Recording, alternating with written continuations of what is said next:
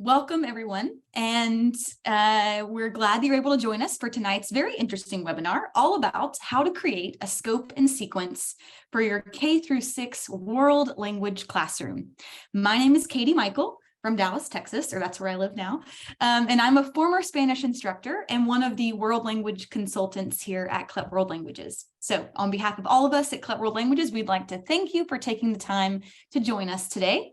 I'm very excited, as I'm sure all of you are, to jump right into the session. But first, I want to briefly go over just a few instructions for participation during the session to make sure that we're able to hear from all of you and address all your questions during the presentation. So these are up on the screen as well if you'd like to follow along with me.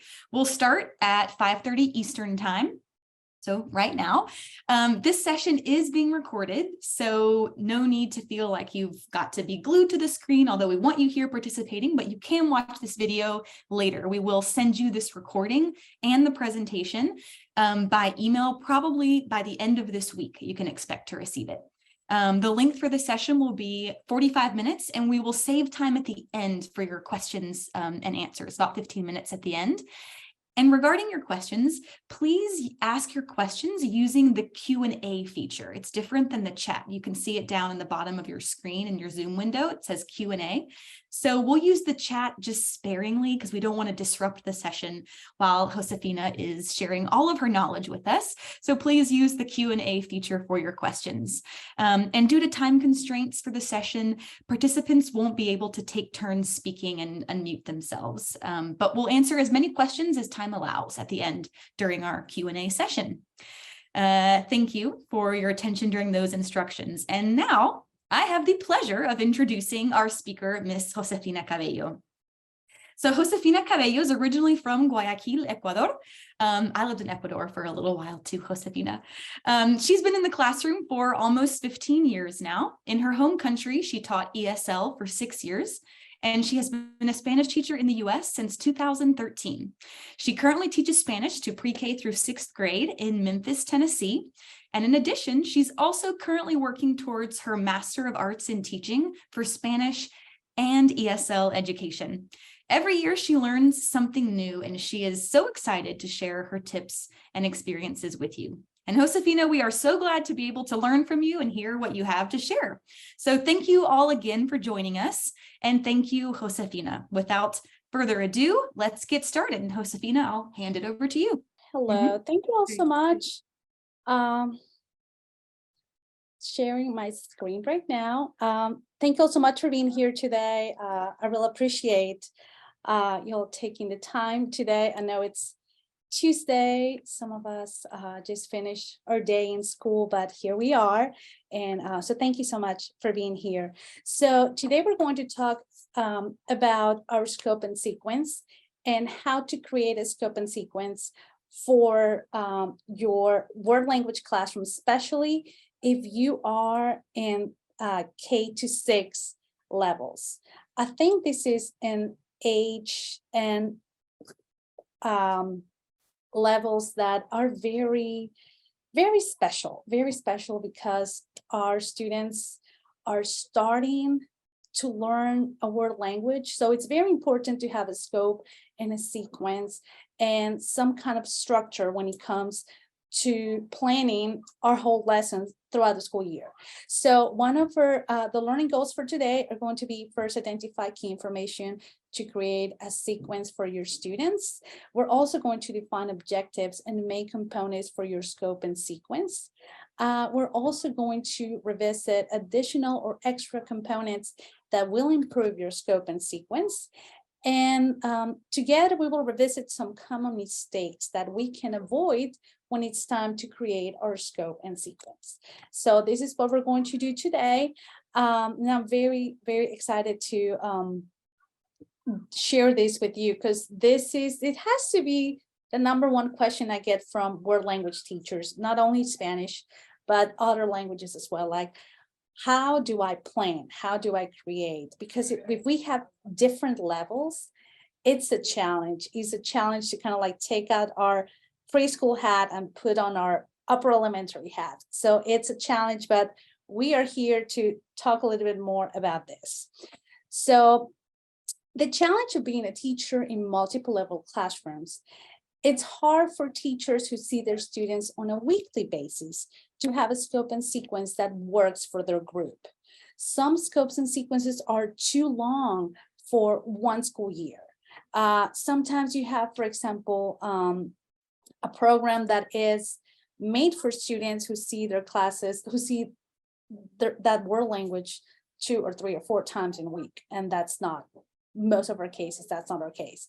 Or sometimes you have some sequences and scope that have some topics that are not that interesting for students. Like they start with themes that they've seen already, that they've done already, and you don't want them to like get bored with the same themes. So it's also another challenge that we have is that we need to find themes and topics that build up their confidence in their language. Like one of the things that I find the most is that students, for example, in 1st and 2nd grade, they learn a theme. And then when they go back like 3rd and 4th grade, they see the same thing, they get bored and they just lose interest in learning a world language. So we need to make sure that the sequence not only includes the interesting topics, but it also includes some projection within themes like grammar and communication and how to express themselves in the target language. So how do we determine the basics for our scope and sequence? This is the most basic information that you need to gather in order to create your sequence and scope. So key information, like for example, the age and level of your group. For example, 4th graders that are 11 to 12 years old and their level in actual will be novice, or if you are doing the Common European Framework, it's going to be A1. So it's very important to have all that information because depending on the age, what are their interests? Like 11, 12 years old, they like to talk about their families, they like to talk about their pets. It won't be the same if we're talking about maybe 6th grader who's maybe more interested about social media and maybe other social interactions within their age group. So it's very important to have clear what's the grade, also what's the age and what's the level of the students. In this case, for example, it could be a novice or an A1 based on the Common European Framework. How many hours or how many minutes you're going to see the students per week, per semester? Sometimes I've found teachers who see their students, like for example, one semester they have Spanish, then the next semester they have French. So are you going to see them 45 minutes every week for the school year, or 45 minutes twice a week for one semester? It's very important to have that information so you know how to gather your information and how to distribute all the themes and topics of your scope and sequence. Another important aspect is the students' exposure to the target language outside the classroom. Students, if their only exposure to the target language is the 45 minutes of your class time, that's information that you really need to keep in mind. If you have students who have more exposure to the target language in their household or sometimes like around their community, that's also important information that you need to have. For example, in my case, 99% of my students, the only exposure to the target language is during our 45-30 minutes in our classroom on a weekly basis. So that is important information. So you can keep, for example, recycling vocabulary, you can keep recycling expressions, and you know what are the goals, what to expect from that group. So having all this information in place for all your groups will give you a better idea of the pace and the objectives of your plan. So every group is different. So remember to have all this information for your levels. For example, your 4th grade from this year is not going to be the same 4th grade for 5 years later. Their interests are going to change. Their levels are going to change. Who knows if you might get new students who have zero exposure to Spanish language. So it's very important to treat each group as a new group, as an individual group. So what is the time frame for your lessons in your scope? How are you going to plan each theme? Per week, per month, per semester? Again, this depends how often during the school year you see your students. Again, every group's different. Some groups might get bored after a month. Some students might already know the basics of the unit. Therefore, you want to make some units shorter than others. For example, and again, this all depends on your school. For example, if your school celebrates Christmas, you can have a Christmas unit. If your school only likes to do like winter units, do your winter unit. So this depends not only on the theme, but also what is the environment in the school you're working. Like, what are the celebrations you can present? What are the holidays that you can share? This is also very important for you to know. So every group's different. Some groups might get bored after a month of talking of the same theme. So it's very important to know, how are you going to plan? Are you going to plan per week, per month, or per semester? Personally, I like to plan per month because we have 4 or 5 lessons every month. So I think that's a good chunk of time to introduce a theme or a unit. For example, 8 units in the school year, each unit is 4 or 5 weeks. For example, those units in December about winter, we start the first 2 weeks of December, but then we catch on in January. So that's a long unit that we have, but again, it depends on your schedule and your school calendar.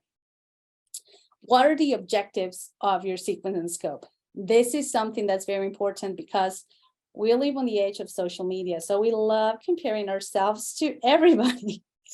And we need to keep in mind that our objectives have to be realistic.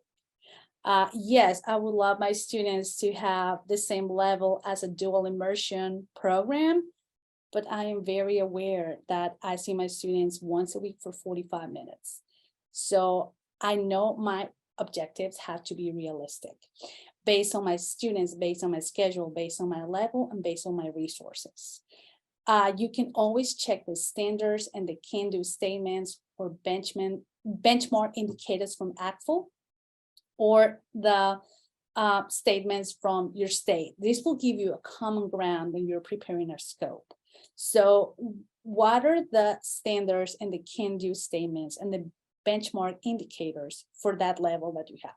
What can your students do on that level, on that age? And what do you want them to accomplish based on your schedule and on their level and on their resources? Remember, this is something that's not set on stone. You have to work around it with what you have.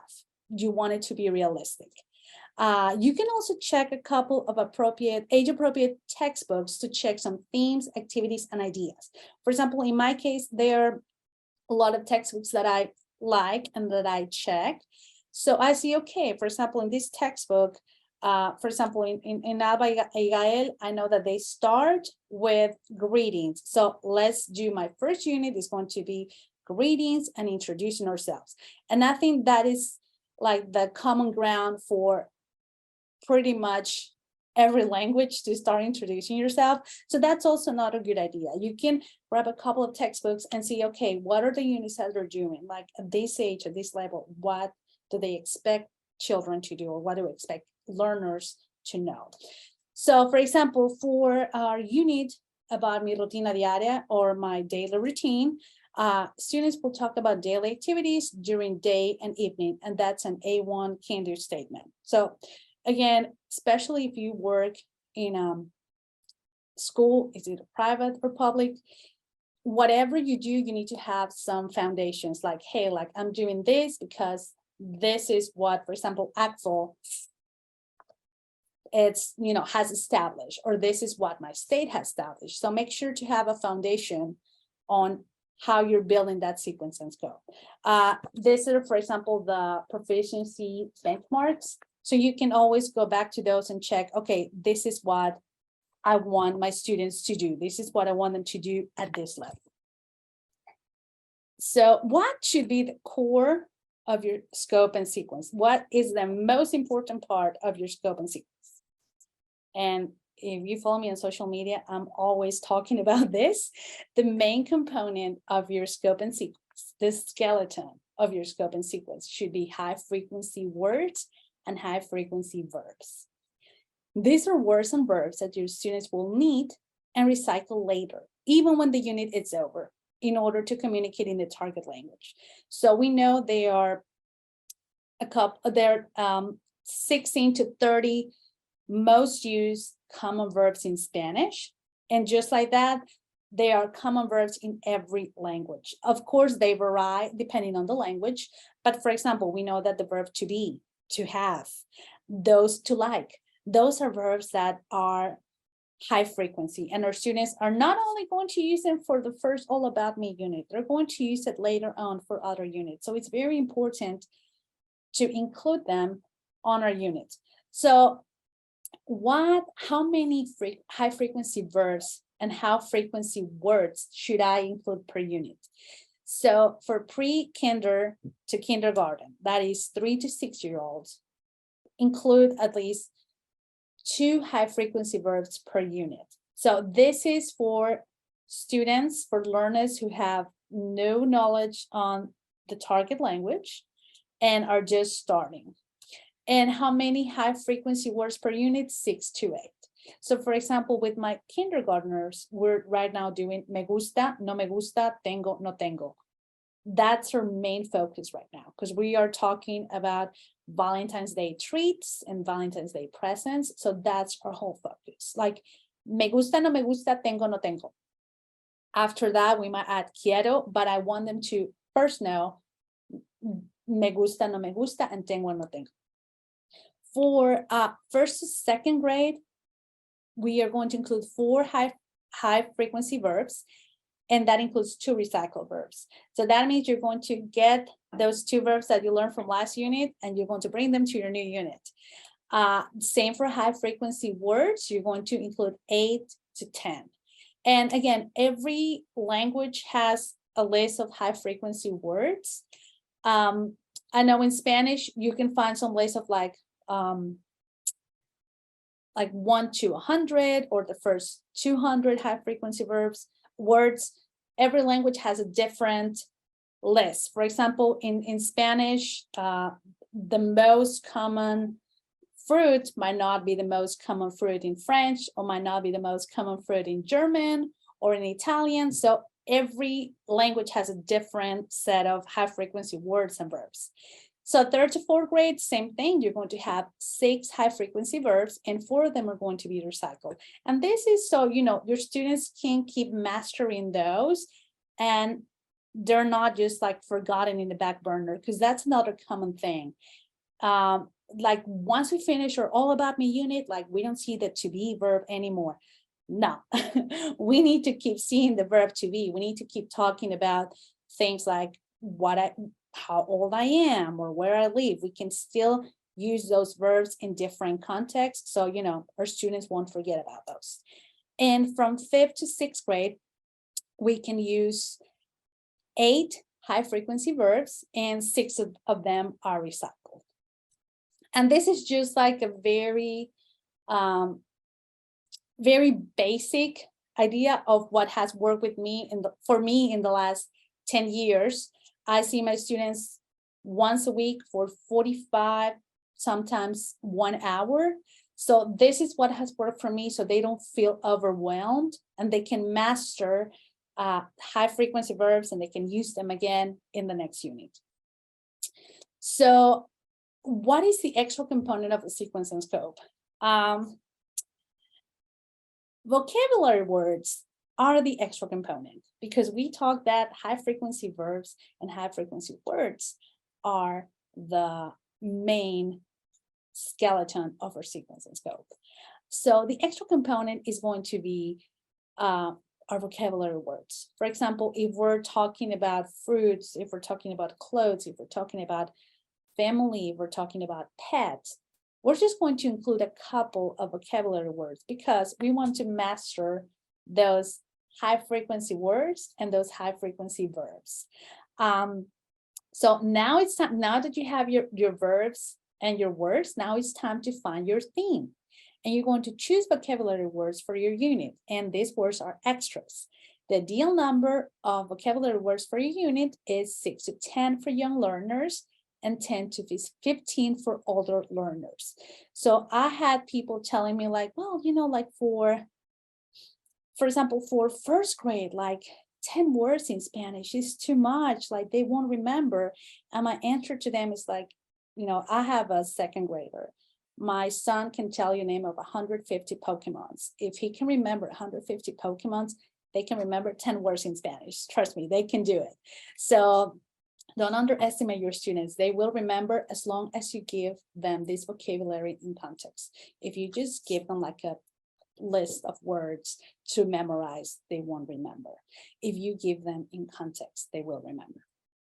So what has worked for me for the last 10 years is from pre-K to kindergarten, 6 to 8 words, from first grade to second grade, 6 to 10 words, third grade and fourth grade, 10 to 12, and fifth to sixth grade, 10 to 15 words. These are some examples, for example, in Spanish and in French. And as you can see, the vocabulary is used in context. For example, in Spanish here, we have introductions.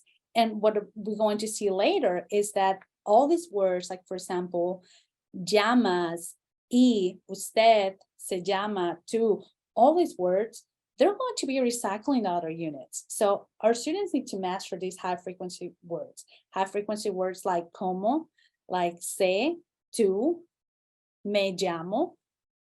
We know that regardless of the theme, we're going to find those words again. So that's why it's important to keep those high frequency words in our students' mind so they can master them. And again, we have here an example in French that they have the vocabulary of colors, but it's all in context. So it's all made for students to use the vocabulary to communicate. So it's not just like isolated words. Like here they have an example to talk about the colors in context. So they can share the vocabulary that they know, but in context with high frequency words.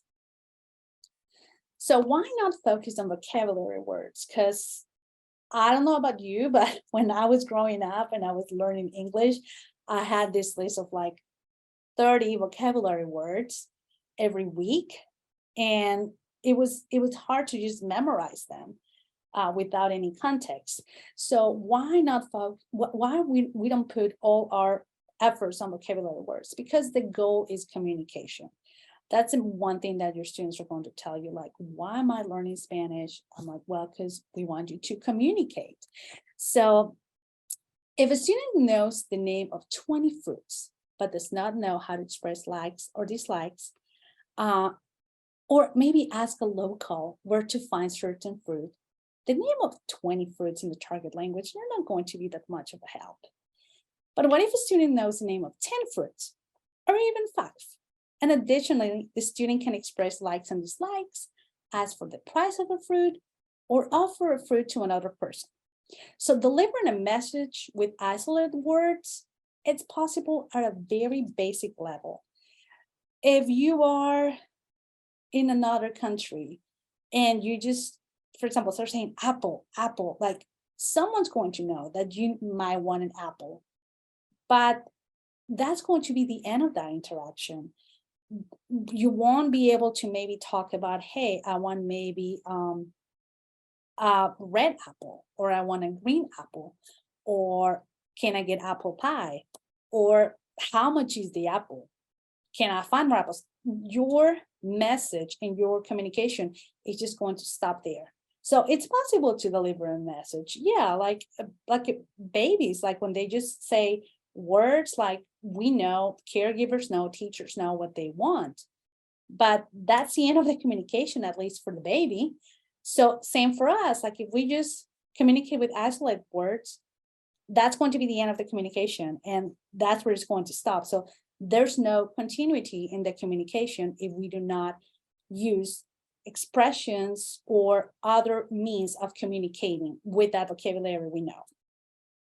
So we have, for example, here, this unit from Capsud talks about fruits, talks about food, and again, it's using context. Like we have here information about, okay, who likes this, who dislikes this, and you can talk again in context. It's not isolated words, it's not just vocabulary. You are, in this case, you're interpreting, you are reporting something with the vocabulary that you have in context. It's not isolated words, you're starting to communicate more using the vocabulary that you have.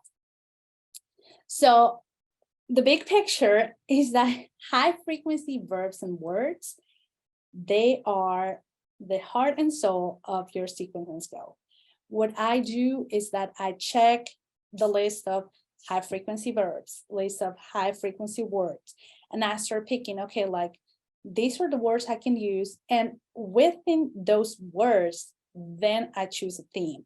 So it's not the other way around, like, oh, let's talk about pets and let's build our unit about pets. No, I think about the high frequency words, the high frequency verbs that I want my students to know. And based on that, like we're talking about the verb tener. Okay, well, let's make a unit about clothes. So with that unit of clothes, I include, for example, querer, to want, to have. So make your unit about high frequency verbs and words, because those are the words that your students are going to recycle. They're going to use once they advance in the language. So that's very important to keep in mind. So as you can see, vocabulary is a smaller circle because, again, if you know the name of 30 clothing items, but we don't know how to ask for a price, we do not know how to ask for a salesperson, we do not know how to ask where the checkout is, it's not going to help that much. So it's important to know that these are the two components for scope and sequence, and together these two create the useful expressions and communication goals in the unit. So our main goal is going to be to communicate. And for example, with my preschoolers, when we do our unit about fruits, I only tell them the name of 6 fruits. If they can tell me what they like, what they dislike, if they have something in their lunchbox, if they don't have something in their lunchbox, that's all that I want. For a group of 4 or 5 years old that I see 30 minutes a week, and if they can tell me that they like or dislike a fruit in Spanish, I'm a happy teacher if they can do that. So expression and communication goals, this is what I was telling you early, based on the selection of high frequency words and vocabulary, choose expressions you're planning to teach. So again, you select your high frequency words and you select your vocabulary, and then you choose expressions that you're planning to teach. Incorporate everything to help your students communicate, and remember to teach words and vocabulary in context, not isolated words. So this is an example about my first grade All About Me unit. As you can see, I have here the high frequency verbs, which is said and start, and the R means that these are recycled verbs. That means that they know this from kindergarten. So I'm just recycling the verb ser and start. Also, the verb estar with my kindergartners, every time we talk about our feelings, is part of our routine. So they know that estoy means I am. They know that soy also means I am, and they know the difference. So those are recycled verbs that I'm using for my unit. And then we use the verbs tener and vivir, to have and to live. And then our high frequency words are I am, I have, I live, in, my, is, friend, and me llamo, which is my name is. And then, for example, we know that me llamo is when we're introducing ourselves. But for example, this word me, it's hard to translate it in Spanish because there's not such word in English. So here's when I go that we need to teach expressions, because if I tell a first grade, like, so, me means like to myself, It's hard to explain it. It's going to be way easier just to say the phrase in context and for them to know like, okay, so me llamo is my name is, like I can use that to introduce myself. That's way easier than explaining the whole reflexive or like to oneself that me means in Spanish. So vocabulary words, we have greetings, numbers from 1 to 10, and feelings. And again, this looks like we have a lot of words, but most of them are recycled. Like numbers from 1 to 10 is mostly so students can share their age. And again, numbers from 1 to 10 is something they already know in first grade. Again, feelings is something they already know because we do feelings in kindergarten every day. And greetings might be a little bit more extended. So our expression and communication goals are hola, hello, me llamo, my name is, yo soy, I am, tengo años, I am years old, vivo en, I live in, blank es mi amigo. We want them to communicate and maybe introduce their friends too. And adios, which is goodbye. So see how these expressions and these communication goals that I have here, they all match with my high frequency words. Again, the expressions and communication goals are based in my verbs and my words. So it's not the other way around. And again, All About Me, it's a unit that we do with students every year. Every year we do it. You can always, for example, if you're like me and you teach multiple levels, when students get to fourth grade, they all know each other. They know everything about each other. So, for example, you can do an All About Me unit, but you can make it shorter, like give it 2 classes and that's it. Because that's also very common. Like once they have a unit that they already know about it, they get bored. So, for example, for my fourth graders, our All About Me unit is just 2 classes and that's it. Because again, they know each other, they know about their lives, their pets, their parents, what they like, what they don't like.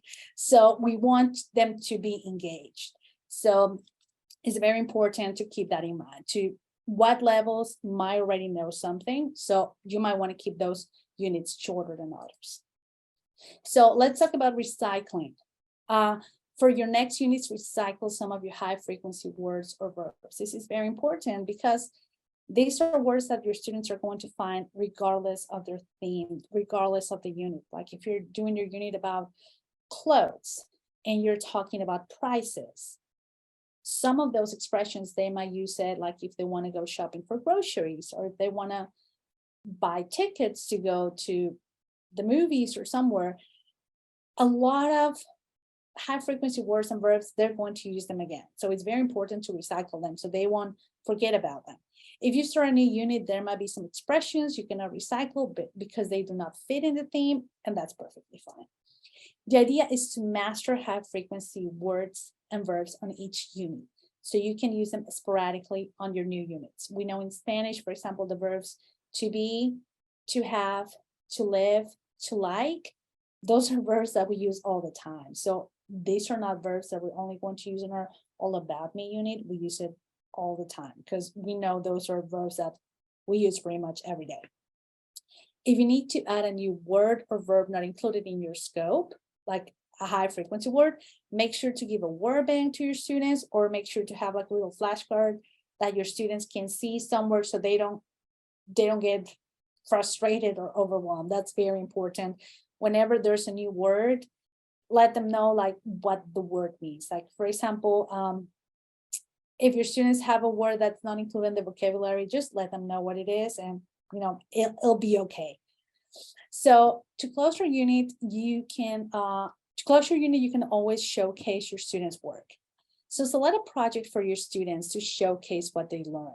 These projects need to have their special touch. So it needs to say something about them. It should represent them, but it also should show what they have learned in the unit. Projects like creating a story, illustrating a menu, designing a t-shirt, describing their self-portrait, or creating a story on their own are great ways to close a unit for students to showcase their creativity. When we finish our All About Me unit, for example, this is an activity from Alba and Gael, and students can, draw their silhouette and describe themselves.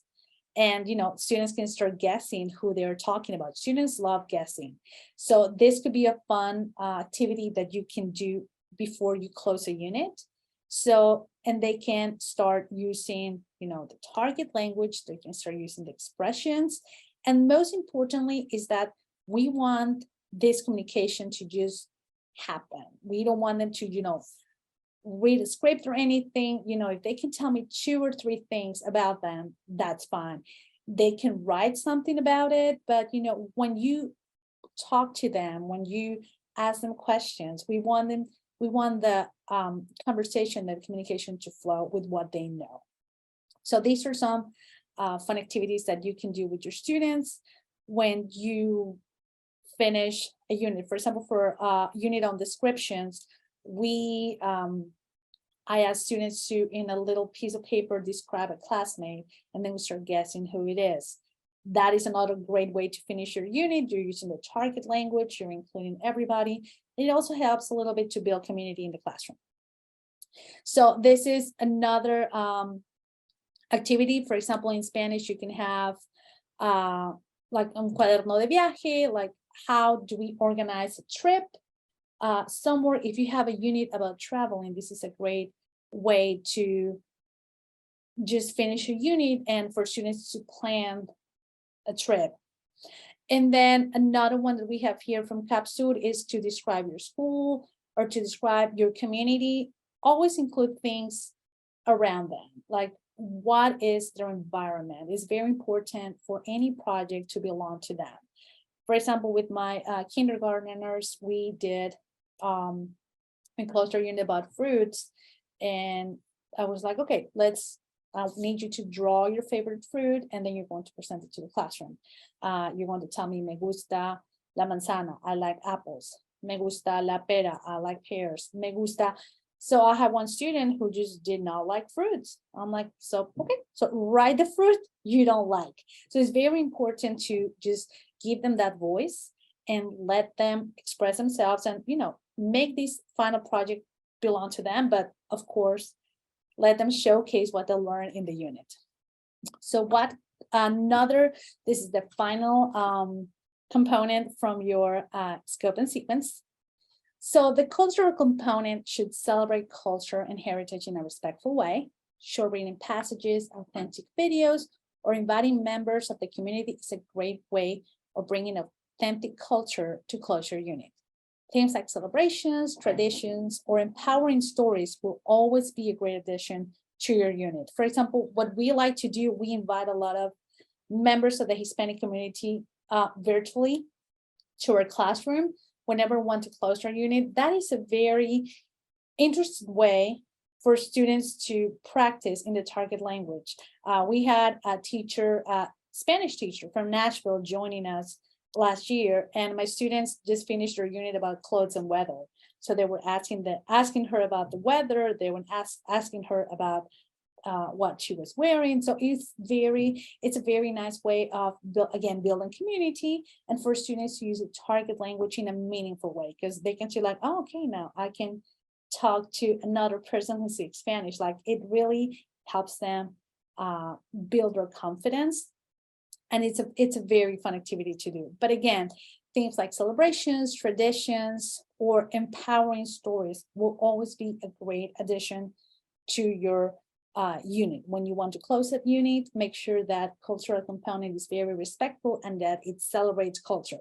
For example, for a unit about La Familia, this is from Reporteros, and it has these images from Cuadros de Familia by Carmen López Garza. These pictures by Carmen López Garza, they represent culture in a very rich way, but they also have so much information, and it's a very good conversation started for students. So if you ever want to check them out, these are very good pictures for students to communicate, maybe for upper levels. If you're ever doing a unit about family or home, these are very traditional pictures that your students will find very interesting, and it will spark a conversation, and they're great conversation starters. So what are the common mistakes to avoid when you are creating a scope and sequence for K-6 levels, not establishing basic information like age, level, class size, frequency, and length of the lesson and achievable objectives. Again, make sure to include objectives that not only your students can achieve as learners, but you as a teacher, you have the time to achieve them. That is very important because as an educator, if you don't take into consideration all these variables in your classroom, you might be a little frustrated and you might second guess everything. So it's very important for you to keep in mind how often you see them, what's the class size, what's the frequency, so you can write down those objectives, you can set those objectives, so not only your students can achieve them, but you can help them achieve them too. Another thing is not taking into consideration common standards, state or national, when creating the scope. Again, you can always check the world language standards from your state. You can always check the proficiency benchmarks from ACFL, or you can always check the Common European Framework and what each level it's supposed to achieve. Like the A1 level, the A2 levels. For example, I know my 6th graders, I see them once a week for 60 minutes. So I know we can reach our A2 level by the start of the 2nd semester. I would love to reach a B1 level, but I know that's not the case. So I try my best to put all my effort into helping my students to reach that A2 level and just focus on all those can-do statements and all those standards and statements that my students, I know they will achieve. But if I'm too focused and like, oh, let's get to B1 too, with 1 hour every week and 3 snow days, it's not going to be possible. So always make sure to take that into consideration. Then adding too many new vocabulary words and not recycling previous vocabulary. Make sure to recycle that vocabulary. Let's not forget, it's not because like, oh, we finished your All About Me unit, we're never going to talk about the verb to be again. Not the case, because if you hear yourself talking, you use the verb to be every day. So it's important to just keep that in mind.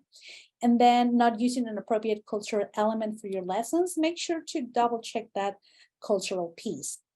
Make sure that that cultural element represents the heritage and represents everything in a respectful way. And again, if you have a chance of inviting members of the community to your classroom, it's always going to be a good idea. If they can do it virtually, the students are going to like it. If you have members of your community like book authors, writers, performers, anything that can enhance the cultural experience for your students is going to help them, especially if they don't have that exposure to the culture or the language outside your classroom. It's going to be great. It's going to be a good way. And you can always encourage them to communicate with these visitors and, you know, just trying to practice what they learn. And it's also going to build their confidence, because when they get home, like my students, like that day when they spoke to this Spanish teacher, and then we had some folkloric dancers visiting us too. Like my students were talking to them, and the first thing they say when they got home is like, I spoke to like a real Spanish speaker today. So it's very important because it helps them build that confidence, and it gives them the opportunity to experience culture outside the classroom. So that is all that I have for y'all today. I want to stop sharing right now. And Katie. Wonderful. Yes.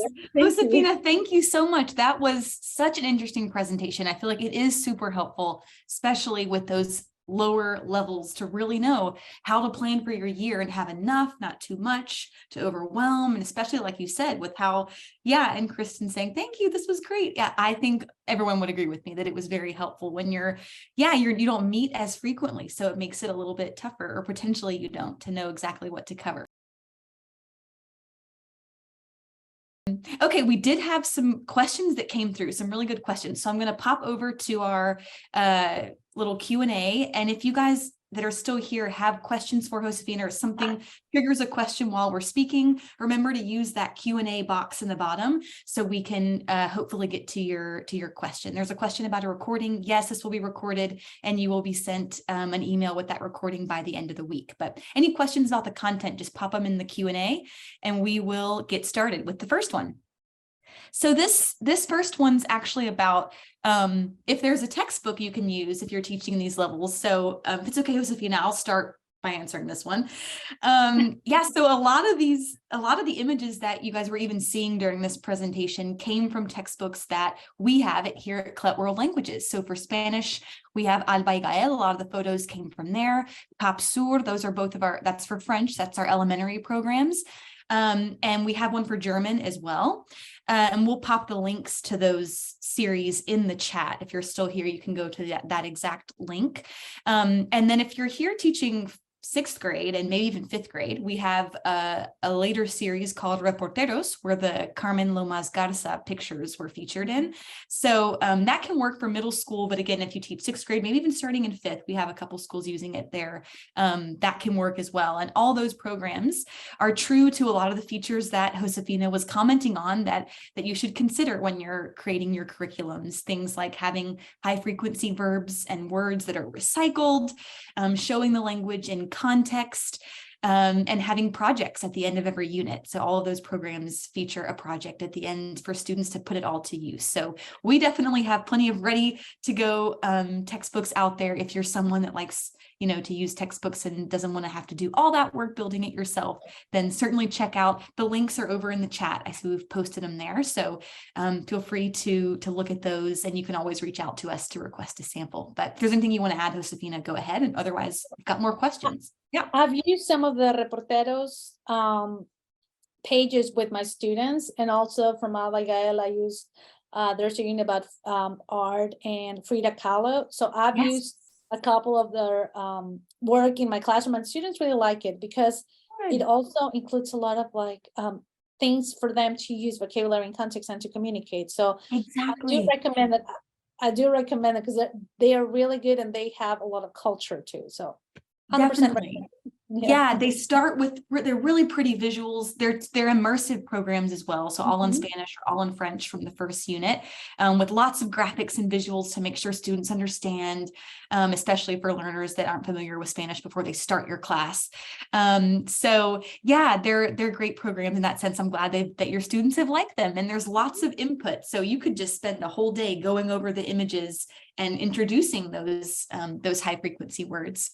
Great. So we will jump into some other questions on here.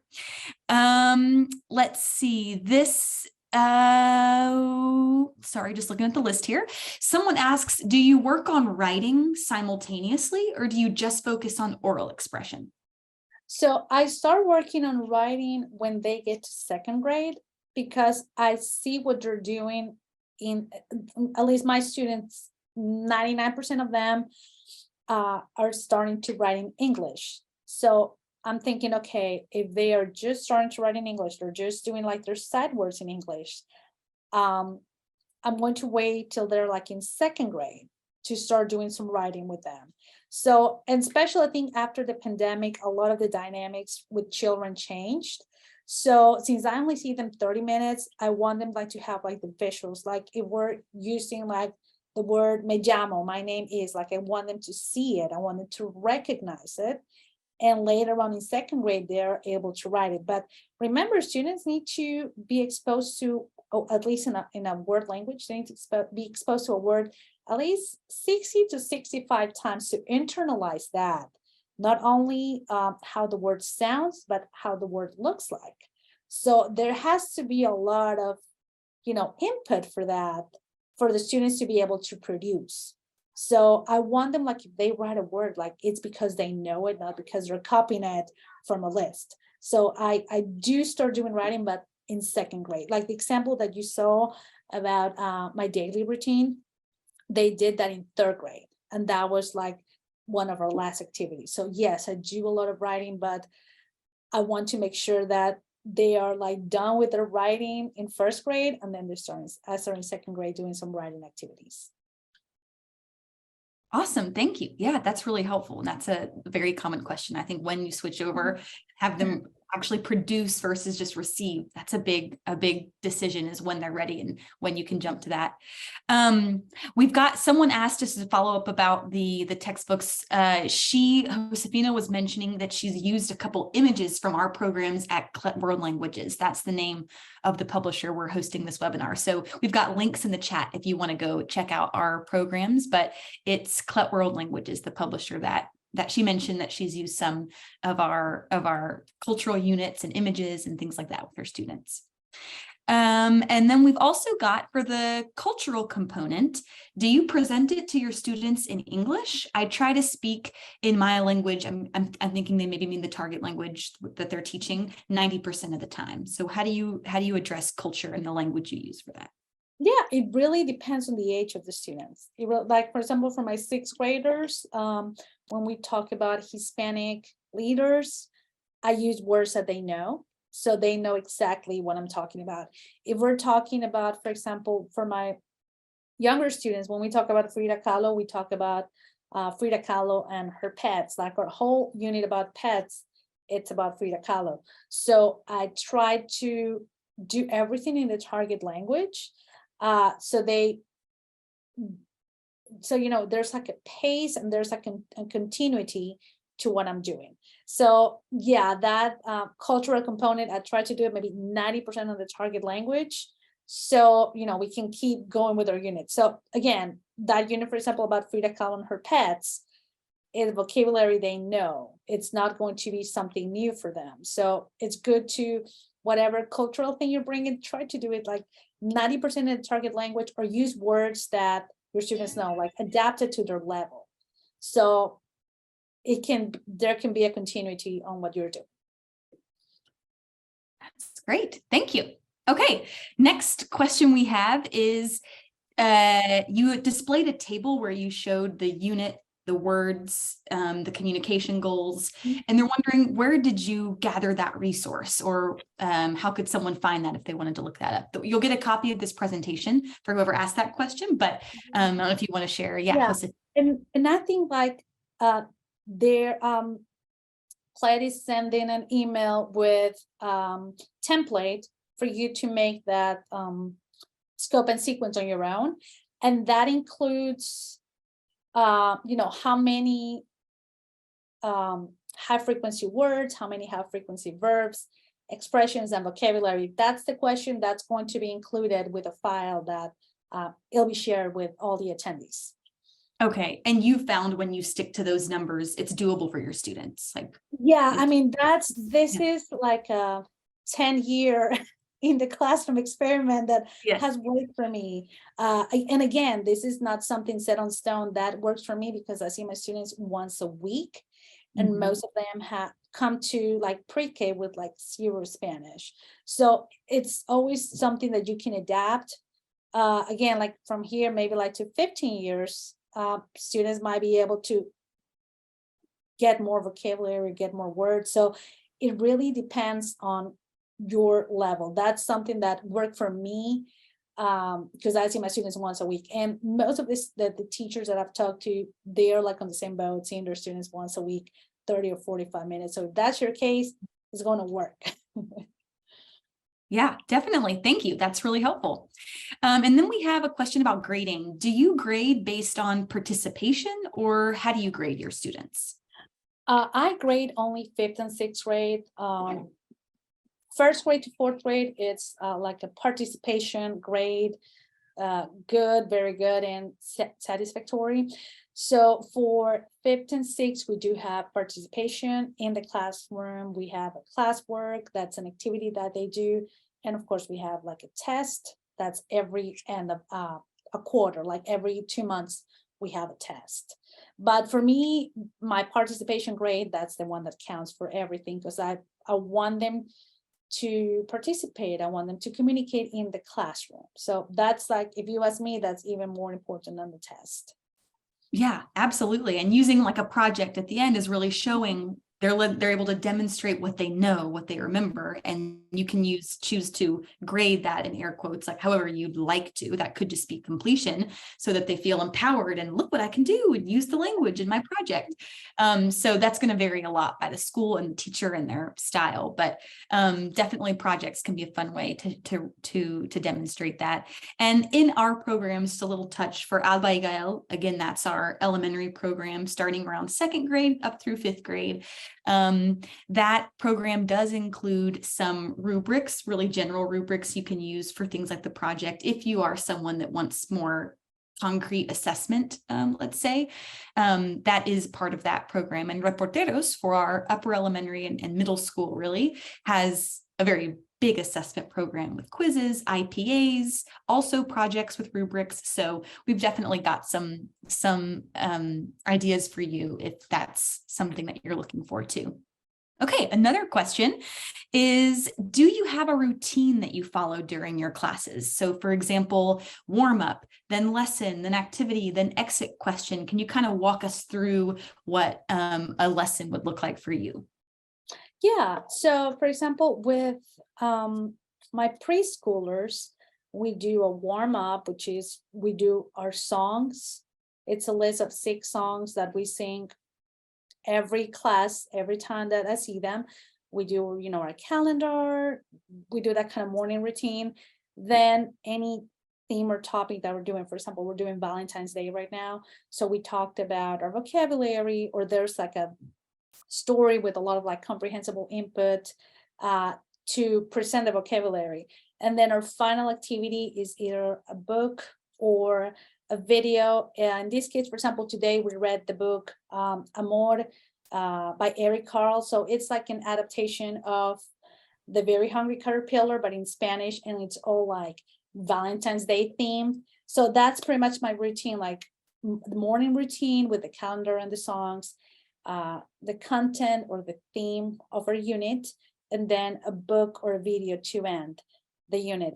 And that's pretty much like for elementary too. We do a little game like to get them engaged.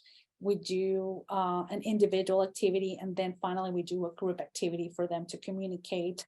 So I would say like maybe 3 to 4 activities if you have 30 or 45 minutes. I always say that the kids' attention span, it's around 10 minutes. So any activity that you plan, make it no more than 10 minutes if you're teaching elementary. Yeah, that's really good. I love that. Okay, awesome. Hopefully that answered that question for you. And then let's see, we've only got a couple more minutes. So we'll go into, we've got one quick question about an idea that someone shared that they used with their classes. And if you think this kind of project would work. He says, I teach at a bilingual middle school for 6th grade, and we did a diving resort commercial for Mexico's coastline. How fun. He says, can projects such as that work? So how would you say about incorporating a project like that? Yeah, absolutely. Today, for example, we did something similar. We did a video that had no audio, and students had to record the dialogues. But before doing that, they had to write down the dialogue, and they had to practice it, and then they record the video. So it's very interesting for them to do like commercials or anything that includes video. It's very important for them to, see how they can produce in the target language in order to communicate something to the rest of their classmates. So yeah, we do a lot of like our own videos, and kids love to see themselves. So and that's always a very good project to end the unit. Yeah. And I would say too, as long as like that project is using, again, that vocabulary and those high frequency words and verbs, right, then it's a good project. You don't want to do anything that's not related, but wherever your creative hearts take you, as long as it's using the structures that you've been practicing and you want the students to demonstrate, right? Yeah, so let's see, I think that's all we'll have time for today. But we do want you guys to know if you have additional questions, you're welcome to ask them to us and we can answer them by email later or find a way to answer those for you. If we can't answer them, we'll get with Josefina and ask her. So there's an email in the chat that was just placed there, marketing@cletwl.com. They organize all of our webinars, and that's where you can go with any additional questions you have about our programs or about anything Josefina shared with us today. It has been a pleasure. I've learned a ton, as I'm sure all of our many participants have who attended the session today. So thank you all for spending some time with us in your busy days, in your evening, and enjoy the rest of your night. Josefina, thank you so much. Thank you. Adios. Bye, everyone.